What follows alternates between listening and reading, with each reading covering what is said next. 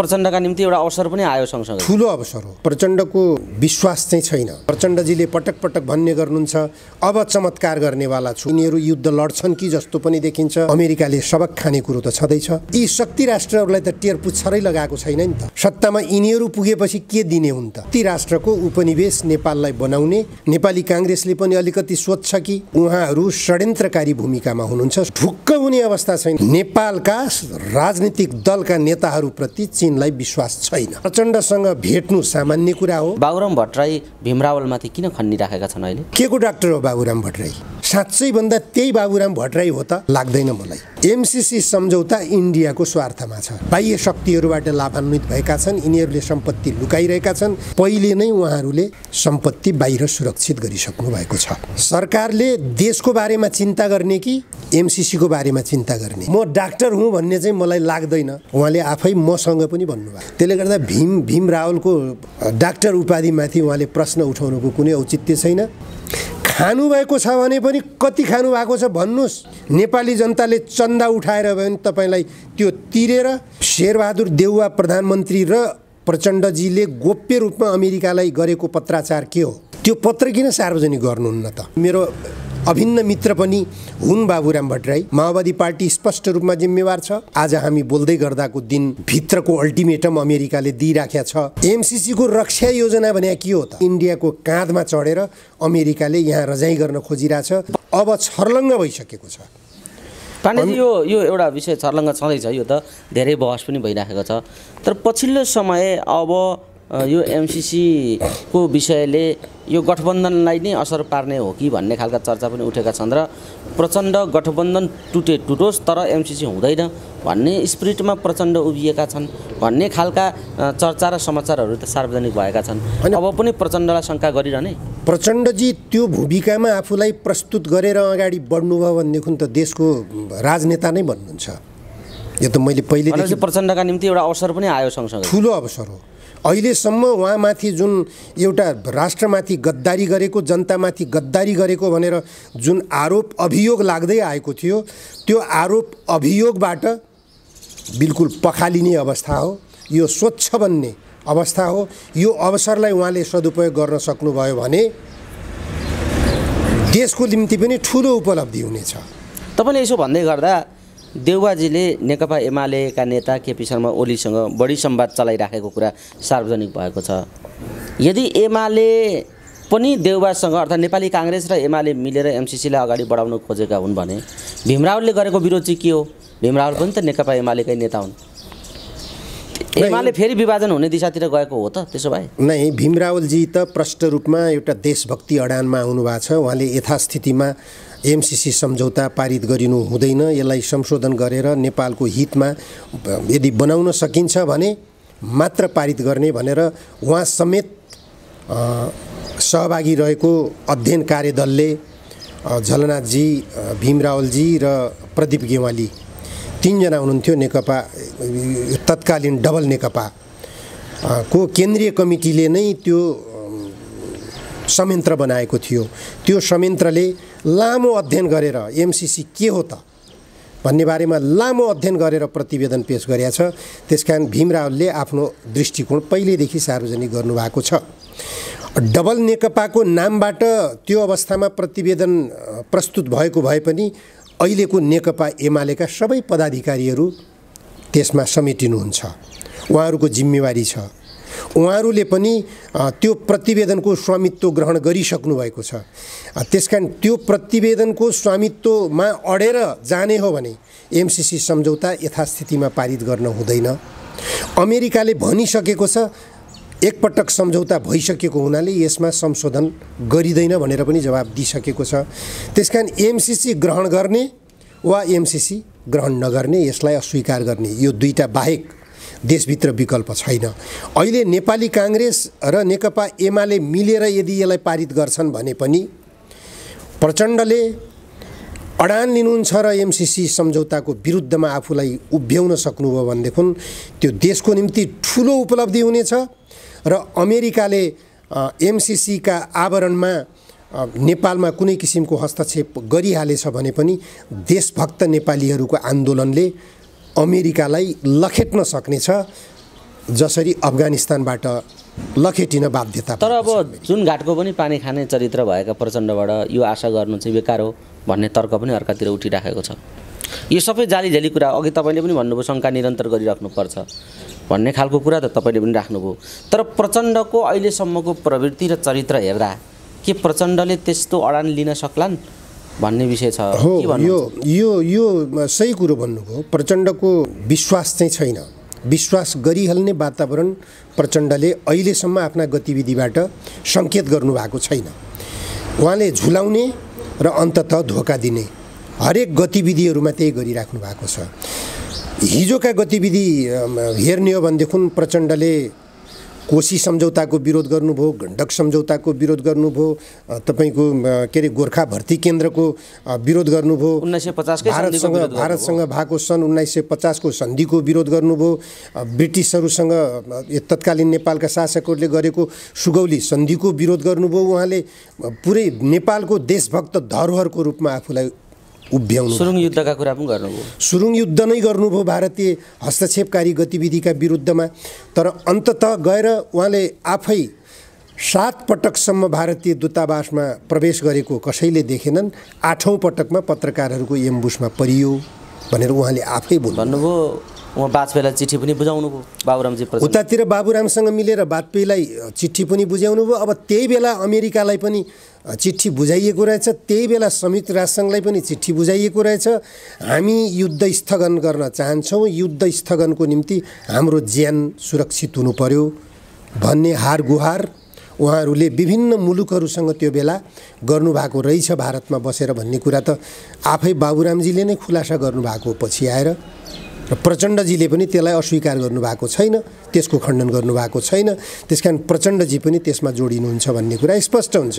त्यसले गर्दा प्रचण्डजीले धोका नदिनुहोला, देशको हितमा निर्णय लिनुहोला भनेर ढुक्क हुने अवस्था छैन। तैपनि राजनीति हो, राजनीतिले मान्छेलाई महत्त्वाकांक्षी बनाउँछ। राजनीतिक महत्त्वाकांक्षाबाटै मानिसले केही आफ्नो के चमत्कार देखाउने हो। प्रचण्डजीले पटक पटक भन्ने गर्नुहुन्छ, अब चमत्कार गर्नेवाला छु, अब चमत्कार हुनेवाला छ देशमा भन्दै आउनु भएको छ।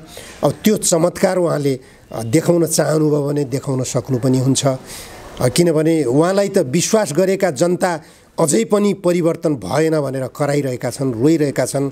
आज जनयुद्धबाट 17,000 जनता मारिएका थिए। ती मारिएका जनतामा आश्रित परिवारहरूको अवस्था के छ, उनीहरूले के चाहेका थिए, उनीहरूलाई के सपना देखाइएको थियो, संविधानमा संविधानको प्रस्तावनामा गन्तव्य समाजवाद भनेर किन लेखिएको हो, यी सबै कुराहरूको प्रचण्डले यदि आत्मसमीक्षा गर्ने हो भने प्रचण्ड पूर्ण रूपमा अहिलेका आफ्ना गतिविधिहरूबाट रूपान्तरित भएर अगाडि आउनुपर्छ। देशभक्ति आन्दोलनको अगुवाई गर्नुपर्छ।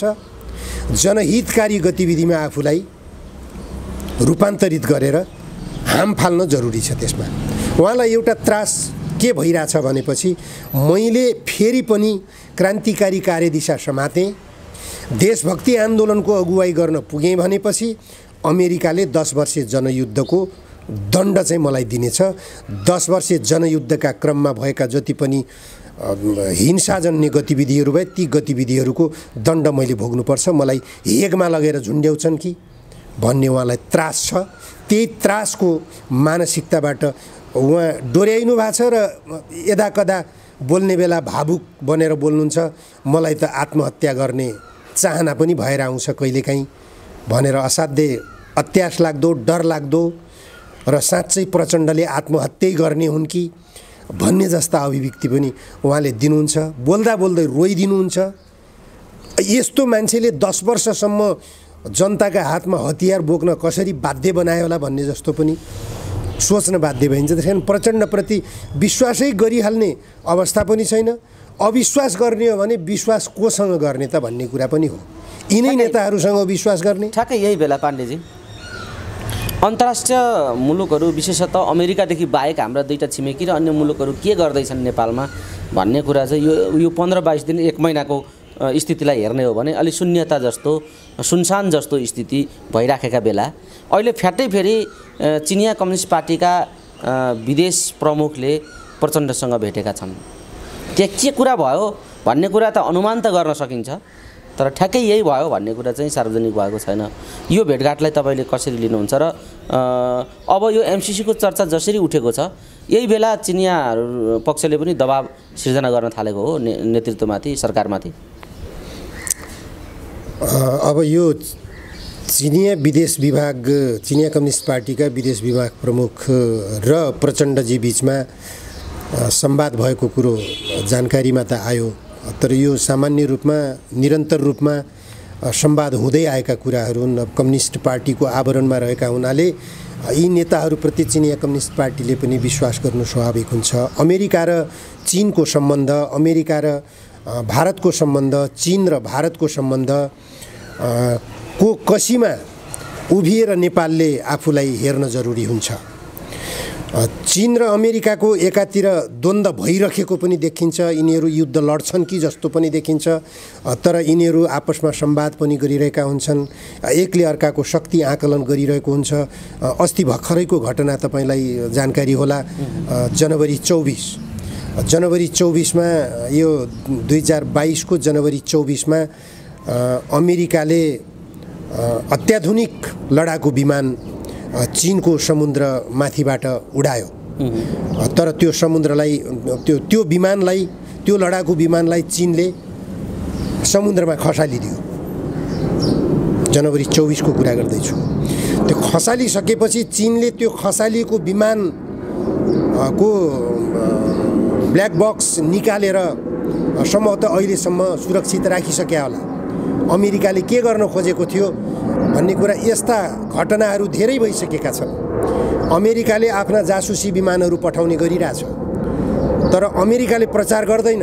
आफूले जासुसी विमान पठाइसकेपछि त्यसलाई प्रचार गरेको छैन, तर ती विमानहरू दनादन चीनले खसालिरहेको छ समुद्रमा खसालेको कुरालाई चीनले पनि प्रचारमा ल्याएको देखिँदैन, तर यसपटकको प्रचारमा आयो। तर अमेरिकाले आरोप के लगायो त भनेपछि ताइवानको आकाशमा चीनले लडाकु विमान उडाइरहेको हुनाले चीनलाई सबक सिकाउनको निम्ति अमेरिकाले लडाकु विमान पठाएको हो भनेर अमेरिका बोल्यो, तर त्यो विमानलाई चीनले खसालिदियो। यसबाट पनि अमेरिकाले बुझेको हुनुपर्छ कि अमेरिकाको सबैभन्दा शक्तिशाली लडाकु विमान हो फेरि त्यो, जासुसी संयन्त्र जडित, उसको त्यो पखेटामै जासुसी संयन्त्रहरू जडित थिए भन्ने कुरो आइराखेको छ। त्यस्तो विमानलाई समेत चीनले खसालिदियो भनेपछि अमेरिकाले सबक खाने कुरो त छँदैछ। तत्कालीन अमेरिकाका राष्ट्रपति डोनाल्ड ट्रम्पले उत्तर कोरियाली राष्ट्रपति मुनसँग पटक पटक भेटवार्ता गरे। अहिले आएर उत्तर कोरियाली राष्ट्रले आफ्नो क्षेप्यास्त्र परीक्षण गरिरहेछ, संयुक्त राष्ट्रसङ्घले निषेध गर्दा गर्दै, अमेरिकाले खबरदारी गर्दा गर्दै यी शक्ति राष्ट्रहरूलाई त टेर पुच्छरै लगाएको छैन नि त। त्यसले गर्दा नेपालले स्पष्ट रूपमा अडान लिन नसक्नुको कारणले गर्दा चीनले के गर्ने, चीनले के गर्न सक्छ त? अरू त अरू छोड्नुस् न, खासाको नाका त खोल्न तयार भइरहेको छैन चीन। किन खोलेको छैन? के चीनले नसकेर नखोलेको हो? होइन, नेपालका राजनीतिक दलका नेताहरूप्रति चीनलाई विश्वास छैन स्पष्ट रूपमा। त्यसकारण प्रचण्डसँग भेट्नु सामान्य कुरा हो, तर प्रचण्डप्रति चीनका कम्युनिस्ट पार्टीका नेताहरूले विश्वास गर्लान्, प्रचण्डले बोलेका कुराको विश्वास गर्लान् भनेर चाहिँ आशा गर्न सकिँदैन। पाण्डेजी, यो एउटा प्रसङ्ग यो भयो, अरू थुप्रै कुराहरू छन्। नेताहरू विभिन्न किसिमका आरोप प्रत्यारोपहरू गरिराखेका हुन्छन्, तर पछिल्लो समय अलिकति तल ओर्लिएर, हैसियतभन्दा धेरै तल ओर्लिएर गाली गलौज गर्ने, एक आपसमा हिलो छापाछाप गर्ने यो खालको परिपाटी पनि तीव्र बन्दै गइरहेको छ। त्यही सन्दर्भमा भीम रावलमाथि डाक्टर बाबुराम भट्टराईले एउटा डिग्रीमाथि नै प्रश्न उठाइदिए। भीम रावलको पिएचडी नक्कली हो भनेर चरित्र हत्या गर्ने सम्मको अभिव्यक्ति दिन थाले। किन नेताहरू यसो गरिराखेका छन् र बाबुराम भट्टराई भीम रावलमाथि किन खन्निराखेका छन्? अहिले मलाई एउटा घटना सम्झना भयो। अहिले दिवंगत हुनुहुन्छ डाक्टर उपेन्द्र देवकोटा। उपेन्द्र देवकोटा र डाक्टर बाबुराम भट्टराई स्कुल लाइफदेखिका प्रतिस्पर्धी हुन्। एउटै जिल्लाका हुन्, यिनी दुवैजना गोर्खाका हुन्, एउटै स्कुलका विद्यार्थी पनि हुन्। एउटै स्कुलका विद्यार्थी पनि हुन्। यिनीहरू दुवैजना बचपनैदेखि टपर हुँदै आएका हुनाले प्रतिस्पर्धी पनि हुँदै आए। डाक्टर उपेन्द्र देवकोटाले उहाँकै निवासमा एउटा लन्च प्रोग्राम गर्नुभएको थियो। उहाँले अरू दुईजना साथी पनि हुनुहुन्थ्यो मसँग, उहाँहरूको नाम नलिउँ अहिले। लन्च प्रोग्राममा बसेको बेलामा उहाँले भन्नुभएको थियो, उहाँ त अब सर्जन, न्युरो सर्जन, स्पष्ट रूपमा डाक्टर हो। डाक्टर बाबुराम भट्टराईले आफ्नो नामको अगाडि डाक्टर जोडेपछि उहाँलाई सबैभन्दा पहिले आश्चर्य लाग्यो अरे।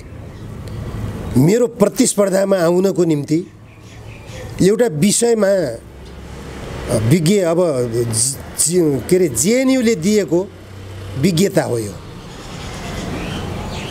के को डाक्टर हो बाबुराम भट्टराई? उपेन्द्र देवकोटाले पनि प्रश्न उठाउनु भएको थियो डाक्टर बाबुराम भट्टराईको डाक्टर उपाधिमाथि। र स्वयं डाक्टर बाबुराम भट्टराई र म एउटै पत्रिकामा काम गर्थ्यौँ त्यो बेला, पृष्ठभूमि साप्ताहिक। पृष्ठभूमि साप्ताहिकमा बाबुरामजी मसँगै बसेर सम्पादन गर्ने गर्थ्यौँ। त्यही बेला हो उहाँले पिएचडीको डिग्री प्राप्त गरेको जेएनयूबाट। बाबुराम भट्टराई मात्र लेख्ने गर्नुहुन्थ्यो र उहाँले बुटोलमा अर्को एकजना बाबुराम भट्टराईको नामबाट चर्चित लेखक आए। पत्रकार थिए उनी, डाक्टर, उनी चाहिँ बाबुराम भट्टराई मात्र। अब त्यो बाबुराम भट्टराई भन्दा म अलिकति पृथक हो भनेर राख्नको निम्ति मात्रै मैले यो डाक्टर राख्न पर्ने भयो। मलाई नत्र मलाई यो म डाक्टर हुँ भन्ने चाहिँ मलाई लाग्दैन। उहाँले आफै मसँग पनि भन्नुभयो। त्यसले गर्दा भीम रावलको डाक्टर उपाधिमाथि उहाँले प्रश्न उठाउनुको कुनै औचित्य छैन। उहाँले भीम रावलको डाक्टर उपाधिमाथि प्रश्न उठाउनुहुन्छ भने उहाँको डाक्टर उपाधिमाथि पनि त भीम रावलले प्रश्न उठाउन सक्छन् नि। त्यो मुख्य कुरा के हो भनेदेखि कसले देशको हितमा कुरा उठाइरहेको छ र कसले जनताको हितमा कुरा उठाइरहेको छ, मुख्य प्रश्न यो हो। आज डाक्टर बाबुराम भट्टराई कहाँ पुगिरहनु भएको छ? मैले त डाक्टर बाबुराम भट्टराईलाई उहाँको यसो हेर्न खोज्छु कहिलेकाहीँ, साँच्चै भन्दा त्यही बाबुराम भट्टराई हो त लाग्दैन मलाई। राति 1 बजे निन्द्राबाट बिउजिएर अथवा उहाँले सपनाबाट बिउजिएर हो कि किन हो, ट्विटरमा लेख्न पुग्नुहुन्छ, यदि एमसीसी सम्झौता संसदबाट यथास्थितिमा अविलम्ब पारित गरिएन भने देश गृहयुद्धमा जान्छ भनेर भन्नुहुन्छ। ट्विटरमा लेखिदिनु भयो भने। अस्तिको कुरो, जुन दिन प्रधानमन्त्री शेरबहादुर देउवाले म अमेरिकाको दबाबमा परेँ है, एमसीसी अविलम्ब चाहिँ यसलाई चाहिँ पारित गर्नु पर्यो भनेर शेरबहादुर देउवाले भनेकै दिन डाक्टर बाबुराम भट्टराईले अब देश गृहयुद्धमा जान्छ एमसीसी सम्झौता पारित नगर्ने हो भने। कसले गर्ने हो एमसीसीको लागि? गृहयुद्ध कसले गर्ने हो? यो मूर्खतापूर्ण अभिव्यक्ति दिने बाबुराम भट्टराई त्यही बाबुराम भट्टराई हो त जसले इन्डियनहरूभन्दा पनि इन्डिया भक्त हुने नेपालीहरूलाई देख्दा आश्चर्य लाग्छ भनेर आर्टिकल लेखेका थिए मेरो पत्रिकामा। त्यही पृष्ठभूमि साप्ताहिकमा लेखेका थिए। बाबुराम भट्टराईले लेखेका थिए। आज त्यही बाबुराम भट्टराई हो कि अर्को कोही बाबुराम भट्टराई हो जसले अमेरिकाको स्वार्थमा, अमेरिकाले नेपाललाई उपनिवेश बनाउन खोजिरहेको अवस्थामा अमेरिकाको उपनिवेश बनाउने प्रावधानहरू नै लेखिएको सम्झौता यहाँको संसदबाट पारित गर्नुपर्छ भनेर बोल्दैछ र उसैको नेतृत्वमा बनेको संविधानको धारा 279 मा स्पष्ट रूपमा यस्तै प्रकृतिका एमसीसी सम्झौता प्रकृतिका विदेशसँग, वैदेशिक शक्तिहरूसँग गरिने सन्धि सम्झौताहरू प्रतिनिधि सभाको साधारण बहुमतबाट पारित गरिनेछ भनेर लेख्न पनि सफलता हासिल गरेका छन्। संविधानलाई नै राष्ट्रघाती गन्तव्यतर्फ लगिरहेका छन्। यिनकै नेतृत्वमा लेखिएको संविधान हो भनेपछि यी नक्कली बाबुराम हुन् जस्तो लाग्छ मलाई। हिजोका खास सक्कली बाबुराम जस्तो लाग्दैन मलाई। पाण्डेजी, यो टिप्पणीपछि अहिले एउटा भर्खरै एउटा नराम्रो अत्यन्त गम्भीर किसिमको समाचार सञ्चार माध्यममा देखिएको छ। भरपर्दा सञ्चार माध्यमहरूमा यस्ता समाचारहरू आउन थालेका छन्। म त्यसमा पनि तपाईँलाई जोड्न चाहन्छु। पछिल्लो समय केही दिन यता प्रधानमन्त्री र यो क्याबिनेटका मन्त्रीहरूको व्यापक रूपमा सम्पत्तिलाई लुकाउने एक्सर्साइज चाहिँ भइराखेको छ। सम्पत्ति लुकाउने ठुलो प्रयत्न र एक्सर्साइज चाहिँ अहिले बढेर गयो भन्ने खालको समाचार सार्वजनिक भएको छ। यही बेला किन यो सम्पत्ति लुकाउनेमा एकदमै व्यापक रूपमा लागे प्रधानमन्त्री र मन्त्रीहरू भन्ने कुरा त यो त गम्भीर प्रश्न आयो। के भाग्न खोज्दैछन् यो देशका नेता मन्त्रीहरू अब होइन? अब यहाँ केही हुन खोजिराखेको छ बताइदिनुहोस् त, किन सम्पत्ति अब यो नै गम्भीर कुरो उठाउनु भयो। एउटा सबैभन्दा मुख्य कुरो के हो भने ट्रान्सपरेन्सी इन्टरनेसनलले समेत 2 पटक लेखिसक्यो। गत वर्ष पनि लेखेको थियो, यो वर्ष पनि लेख्यो। केपी ओली नेतृत्वको सरकार हुँदा पनि सर्वाधिक भ्रष्ट मुलुकको रूपमा सरकारी सरकारबाटै भ्रष्टाचार भएको मुलुक भनेर लेखेको थियो। यो वर्ष पनि लेख्यो, त्यही कुरो लेखेको छ, दोहोऱ्याएको छ। त्यसकारण अब सरकारी निकायबाटै भ्रष्टाचार भएका छन् भन्ने कुरा एउटा स्पष्ट छ। दोस्रो स्पष्ट के छ त भनेपछि राष्ट्रको अहितको निम्ति विदेशी शक्तिहरूसँग जहिले पनि लम्पसार परिरहेका देखिन्छन् नेताहरू। यो बिना लेनदेन, बिना शुभलाभ यस्ता गतिविधिमा लम्पसार पर्दैनन् भन्ने मान्यता राख्छ नेपाली जनमतले। त्यो भावना छ नेपाली जनतामा। हिजो जब राज संस्था सक्रिय थियो, संवैधानिकको कुरा गरिरहेको छैन मैले, 46 सालतिर खुला मञ्चबाट नेताहरूले भन्ने गर्थे पम्फादेवी ठकुरीको नाममा स्विस ब्याङ्कमा खरबौं डलर सम्पत्ति छ भनेर बोल्ने गर्थे। त्यो राष्ट्रियकरण गरिनेछ भनेर बोल्थे। पछि राज संस्थालाई सक्रियबाट निष्क्रिय अथवा संवैधानिकमा रूपान्तरित गरियो। त्यो सार्वजनिक गर्न सकेनन्। पम्फादेवी ठकुरी भनेको भन्ने कुरा सबैको मन मस्तिष्कमा थियो। तत्कालीन रानी ऐश्वर्यलाई किटानी साथ पम्फादेवी ठकुरी भन्ने गरिन्थ्यो। अझ सडकमा ढुङ्गा मुढा पनि भयो, पम्फादेवी ठकुरी मुर्दाबाद भन्दै रानीका विरुद्ध पशुपतिमा तीजको त्यो जो पञ्चमी व्रत हुन्छ त्यो व्रतको लागि जाने बेलामा त्यहाँ ढुङ्गा मुढा पनि भयो। अब न्यू रोडमा पनि रानी सवारी भइरहेको बेलामा 47 सालकै कुरा गर्दैछु मैले, त्यो बेला पनि ढुङ्गा मुढा भयो। त्यसकारण राज परिवारका सदस्यहरूको नाममा स्विस ब्याङ्कमा पैसा छ भन्ने प्रचार नेताहरूले गरेका थिए र नेताहरूले त्यो जनताको मन मस्तिष्कमा छाप पारेका थिए। तर खोइ त देखिएन नि त, देखाउन त सकेनन् नि त। अहिले त छरपष्ट भइराखेको छ। विभिन्न व्यक्तिहरूका नाममा स्विस ब्याङ्कमा रकम भएको देखिन्छ। विभिन्न नेताहरू, विभिन्न व्यापारीहरूका नामबाट चाहिँ अब ट्याक्स हेभेन मुलुकहरूमा चाहिँ लगानी गरिएका कुराहरू आइराखेका छन्। ती सबै गतिविधिहरूको छानबिन गर्नतर्फ नेपालका राजनीतिक दलका नेताहरू किन सक्रिय हुँदैनन्? सरकार किन सक्रिय हुँदैन? सरकारले त्यस्तो छानबिन गर्नको निम्ति किन कुनै संयन्त्र बनाउन तयार भइरहेको छैन?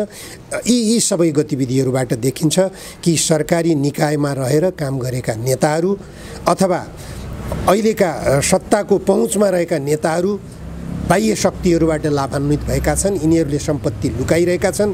यिनीहरूले लुकाएको सम्पत्ति कुनै पनि बेला छानबिन हुन सक्छ, कुनै पनि बेला सत्ताले कोल्टे फेर्न सक्छ। त्यो अवस्थामा आफूहरूमाथि छानबिन हुन सक्छ भन्ने त्रास त पक्कै पनि हुने भयो नि यिनीहरूलाई। त्यसकारण पनि त्यो लुकाउने अभियानमा यिनीहरू जानु स्वाभाविक हो। तर अहिले मात्रै होइन, यिनीहरूले पहिलेदेखि नै लुकाउँदै आइरहेका छन्। तपाईँ घटनाक्रमहरूलाई हेर्दै जानुस् न। प्रचण्डजीले कुनै गम्भीर निर्णय गर्नु पर्यो भने त्योभन्दा पहिले अमेरिका भ्रमणमा जाने गर्नुभएको छ, त्योभन्दा पहिले सिङ्गापुर भ्रमणमा जाने गर्नुभएको छ, त्योभन्दा पहिले ब्याङ्कक भ्रमणमा जाने गर्नुभएको छ, त्योभन्दा पहिले भारतको भ्रमणमा जाने गर्नुभएको छ। अब यो प्रचण्ड मात्रै होइन, केपी ओलीको पनि त्यस्तो गतिविधि देखिएको छ। माधव कुमार नेपालको गतिविधि पनि त्यस्तो देखिएको छ। झलनाथ खनालजीको गतिविधि पनि त्यस्तो देखिएको छ। सँगसँगै शेरबहादुर देउवाको गतिविधि पनि त्यस्तै देखिएको छ। यी विभिन्न नेताहरूको गतिविधिहरू विदेश भ्रमणमा जाने, केही समझदारी बनाउने, नेपालमा आएर गतिविधि देखाउने गरिरहेबाट नै स्पष्ट हुन्छ कि पहिले नै उहाँहरूले सम्पत्ति बाहिर सुरक्षित गरिसक्नु भएको छ। हामी कुराकानीको अन्तिम चरणमा छौँ पाण्डेजी। फेरि पनि म अलिकति एमसीसीतिरै जोड्न चाहन्छु। यो एमसीसीमा अघिल्लो सरकारले लुकाएका थुप्रो दस्तावेजहरू, डकुमेन्टहरू हामीले भेट्यौँ भनेर झलनाथजीले सार्वजनिक अभिव्यक्ति दिनुभएको छ। यो कस्तो खालको अभिव्यक्ति हो? एउटा अर्को कुरा अब गठबन्धनको भविष्य कस्तो देख्नुहुन्छ बताइदिनुहोस् त। गठबन्धनको भविष्य जेसुकै होस्, गठबन्धनको भविष्य भने देशको भविष्य हो। अहिले देशको अवस्था के छ? सरकारले देशको बारेमा चिन्ता गर्ने कि एमसीसीको बारेमा चिन्ता गर्ने, अमेरिकाको स्वार्थको बारेमा चिन्ता गर्ने कि नेपाल राष्ट्रको नेपाली जनताको अवस्था बारेमा चिन्ता गर्ने? एमसीसी सम्झौता पारित भयो र एमसीसी सम्झौता लागू भयो, अमेरिकाको स्वार्थमा यहाँको कानुन रूपान्तरित भयो, यहाँको सरकार अमेरिकी सरकारको रूपमा एमसीसी सरकारको रूपमा रूपान्तरित भयो भनेपछि देश कता जाने हो? महत्त्वपूर्ण पक्ष त्यो। त्यसकारण झलनाथजीले जे भन्नुभएको हो त्यो पारदर्शी रूपमा आउन नसके पनि स्पष्ट छ। एमसीए कार्यालय खडा भएको छ। एमसीए कार्यालयले नेपाल राष्ट्रको ढुकुटी खर्च गरिरहेको छ अमेरिकाको लागि जग्गा खरिद गरिरहेको छ अथवा एमसीसीको लागि। एमसीसी सम्झौतामा लेखिएको छ बौद्धिक सम्पत्ति अमेरिकाकै हुनेछ अथवा एमसीसीकै हुनेछ, नेपालको त हुने छैन। छर्लङ्ग छ कुरो। त्यसले गर्दा अब मैले अघि पनि भनिसकेँ, डाक्टर बाबुराम भट्टराई यो एमसीसी सम्झौतामा किन बाँधिनु भएको छ भन्ने सबभन्दा डरलाग्दो पक्ष यहाँ छ। उहाँले संविधानमै लेख्नु भएको छ, एमसीसी सम्झौतामै लेख्नु भएको छ। एमसीसी सम्झौतामा लेखिएको छ, सम्झौतामा लेखिएका विषय र नेपालको स्थानीय कानुन संविधान बाजेको खण्डमा सम्झौतामा लेखिएका शर्तहरू लागू हुनेछन्। उहाँले लेखेको सम्झौता हो। अनि संविधानमा के लेख्नु भएको छ? सामान्य बहुमतबाट पारित हुनेछ। संविधानमै लेख्नु भएको छ उहाँले बाजिएको विषय संविधान र कुनै सन्धि सम्झौताहरूमा लेखिएका शर्तहरू बाजिएको खण्डमा सन्धि सम्झौतामा लेखिएका शर्तहरू मान्य हुनेछन्। संविधानमै लेख्नु भएको छ उहाँले। अझ यो संविधान मातहतमा सन्धि सम्झौताका निम्ति ऐन बनाउन सकिनेछ भनेर लेख्नु भएको छ। त्यही संविधानको धारामा, त्यही धारामा टेकेर सन्धि ऐन बनाइएको छ। सन्धि ऐनमा त्यही लेखिएको छ। फेरि सन्धि ऐनमा लेखिएको छ कुनै सन्धि सम्झौता र नेपालको संविधान कानुन बाजिएको खण्डमा सन्धि सम्झौतामा लेखिएका शर्तहरू लागू हुनेछन्। त्यसकारण यो संविधान बनाउँदैखेरि डाक्टर बाबुराम भट्टराईले स्पष्ट रूपमा एमसीसी सम्झौताबाट गाइडेड भएर अथवा अमेरिकाबाट गाइडेड भएर इन्डियाबाट गाइडेड भएर, म इन्डियाबाट पनि किन भन्छु भने एमसीसी सम्झौता इन्डियाको स्वार्थमा छ। सबैभन्दा बढी स्वार्थ अमेरिकाको होला। अमेरिकाको युद्ध नीतिको स्वार्थ हो, चीन विरुद्धको खेलको स्वार्थ हो अमेरिकाको। भारतको निम्ति नेपालको जल सम्पदा कब्जा गर्ने स्वार्थ हो। स्पष्ट छ। एमसीसी सम्झौताले नेपालको सबै जल सम्पदा भारतको कब्जामा दिइरहेको छ।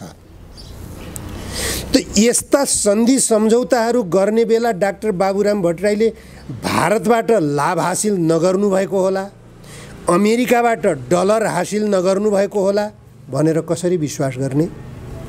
यदि गर्नुभएको छैन भने खुलेर आउनुहोस् न त विरुद्धमा।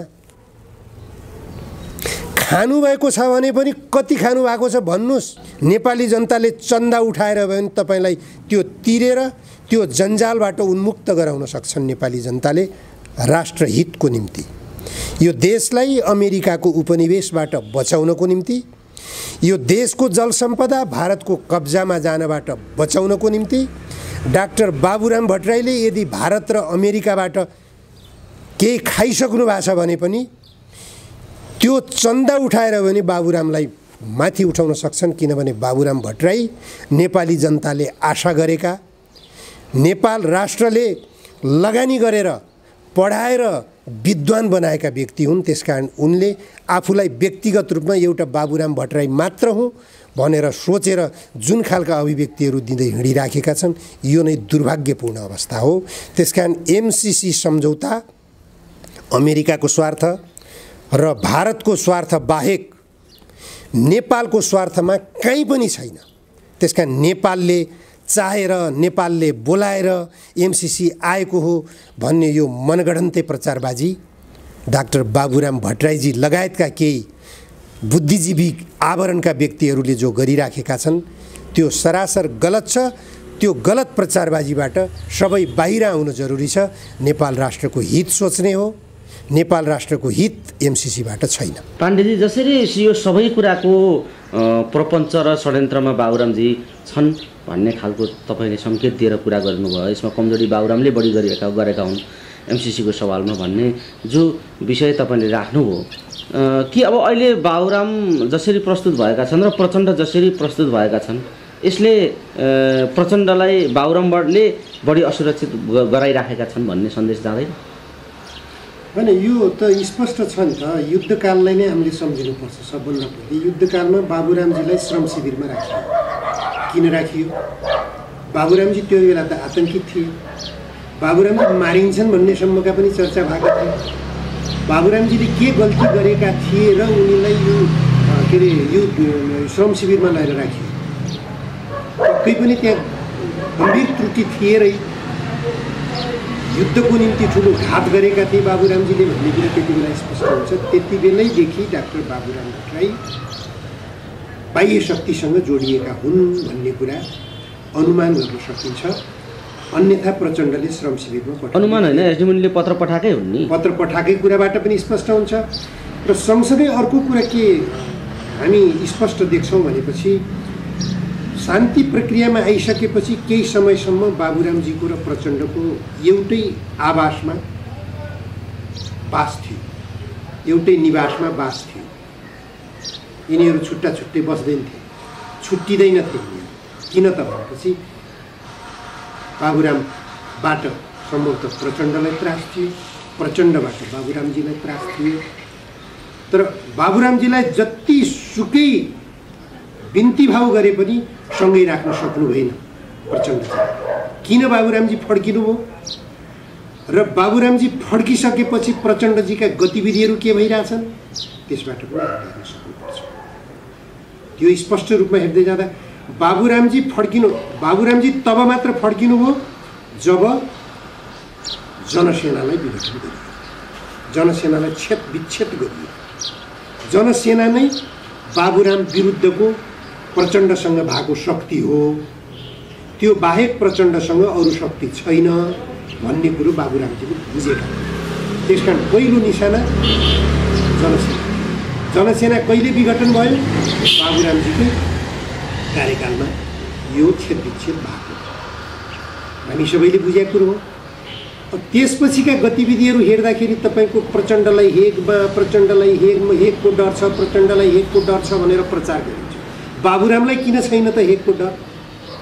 बाबुरामलाई हेगको डर नहुनुको कारण के भनेपछि बाबुरामजी उनीहरूबाट प्रयोगमा आइरहेका छन्। भनेपछि प्रचण्डसँग पुरानो प्रतिशोध पनि उनी कुनै न कुनै कोणबाट लिन खोजिराखेका छन्। बाबुराम त्यही हो तपाईँको छर्लङ्ग छ। प्रचण्डजीलाई बाबुरामजीले प्रचण्डलाई कसरी काबुमा राख्न सकिन्छ, कसरी बाँध्न सकिन्छ भन्ने सबै सूत्रहरू बाबुरामजीसँग छन्। ती सूत्रहरूको प्रयोग बाबुराम मार्फत अमेरिकाले गर्छ कि अथवा दुश्मन शक्तिले गर्छ कि भन्ने त्रास प्रचण्डमा छ भन्ने कुरा स्पष्ट रूपमा बुझ्न सकिन्छ। भनेपछि बाबुरामद्वारा नै प्रचण्डलाई अरू बढी खतरा छ?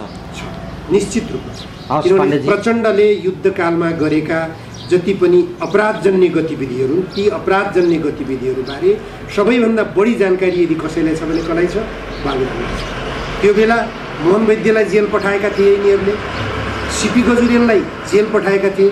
के सिपी गजुरेल र मोहन वैद्य आफै पक्राउ परेका हुन्? भारतीय शासकहरूले पक्राउ गरेका भारतमा के अपराध गरेका थिए यिनीहरूले? मोहन वैद्यले र सिपी गजुरेलले भारतमा के अपराध गरेका थिए? र यदि यिनीहरूले अपराध गरेका थिए भने यिनीहरूले भन्दा निरपराधी काम प्रचण्डले र बाबुरामले के गरेका थिए? त्यसो यी दुईजना पक्राउ पर्नु, बाबुराम र प्रचण्ड चाहिँ त्यहाँ उनीहरूको संरक्षणमा गतिविधि गर्न पाउनुको कारण के स्पष्ट हुन्छ। प्रचण्डका सबै गतिविधिहरू बाबुरामलाई थाहा छन्। बाबुरामले त्यो कुरो पुर्याइरहेका छन्। त्यसैबाट प्रचण्डजी त्रसित मानसिकतामा हुनुहुन्छ र बाबुरामको लगाममा हुनुहुन्छ। उहाँ बाबुरामले उठ भने उठ, बस भने बस भन्ने अवस्थामा हुनुहुन्छ। अहिले अलग अलग पार्टीको अवस्थामा भए पनि वैदेशिक सम्बन्धका सवालमा प्रचण्डले आफूलाई स्वतन्त्र राख्न सक्नु भएको छैन भन्ने कुरा स्पष्ट रूपमा बुझ्न सकिन्छ। हवस् पाण्डेजी, समय दिनुभयो, विभिन्न गम्भीर विषयहरूको खुलासा पनि गरिदिनु भयो। यो समय र संवादका लागि यहाँलाई धेरै धेरै धन्यवाद। हस्, धन्यवाद ज्योतिजी र भ्रिकुटी अनलाइन टिभी परिवारलाई पनि धन्यवाद।